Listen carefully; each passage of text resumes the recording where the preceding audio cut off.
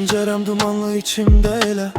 Sənin kölgən qalıb bu gecədə Bir yol tapmıram, çarəsiz qalmışam Ürəyim islanıb öz yağışımda Elimde son sene verdiğim çiçek Köhne bir mektup sana yazdığım Okuyuram yine sanki iki defa Sen giden günden sanki dünyam dayanır Gözləyirəm bəlkə qayıdarsam Külək səsimi sənə çatdırar Senin üçün darıxam var Göy benimle ağlasın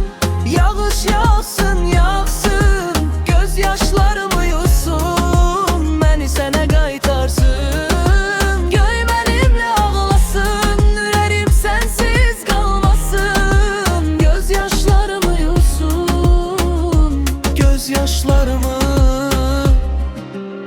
Səndən qalan ətri geyinib zaman Hər küncdə adını yazmış zaman Donmuş kimi görünür həyat Onu məndən almışsan qəddar həyat Dünənlə bugünüm bir kölge kimi Aramda dolaşır yolumu kesirsen Benim gecelerimin ışığı idin indi Işıksızam qaranlıqda yaşayıram Biraz da isladım bu susan qəlbi Bəlkə su aparar qalan ağrını Sənin yoxluğunla öyrəşmək istəmirəm Yenə də darıxıram Unutmaq istəmirəm Göy benimle ağlasın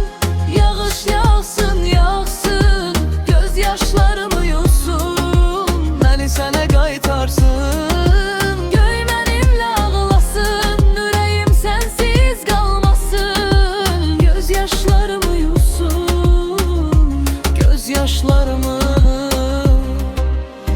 Koy bulut açsın Koy sesin çalsın Mən bu həsrəti gizlədə bilmərəm Adını ürəkdən silə bilmərəm Bir damla yağış yetərmi Bu yaramı sarsın Bir gecə yetərmi Məni sənə qaytarsın